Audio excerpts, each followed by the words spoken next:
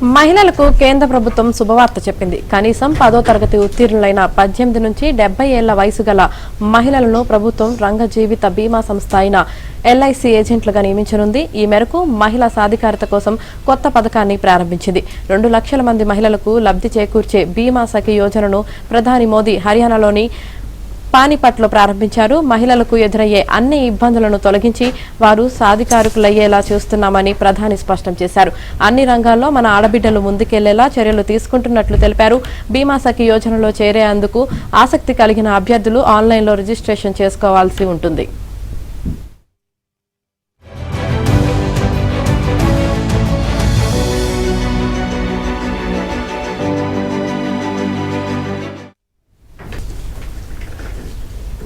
మహిళలకు కేంద్ర ప్రభుత్వం శుభవార్త చెప్పింది. కనీసం 10వ తరగతి ఉత్తీర్ణులైన 18 నుంచి 70 ఏళ్ల వయసు గల మహిళలను ప్రభుత్వం రంగ జీవిత బీమా సంస్థ అయిన ఎల్ఐసి ఏజెంట్లుగా నియమించనుంది. ఈ మేరకు మహిళా సాధికారత కోసం కొత్త పథకాన్ని ప్రారంభించింది. 2 లక్షల మంది మహిళలకు లబ్ధి చేకూర్చే బీమా సఖి యోజనను ప్రధాని మోదీ హర్యానాలోని పానిపట్లో ప్రారంభించారు. మహిళలకు ఎదురయ్యే అన్ని ఇబ్బందులను తొలగించి వారు సాధికారులయ్యేలా చూస్తున్నామని ప్రధాని స్పష్టం చేశారు.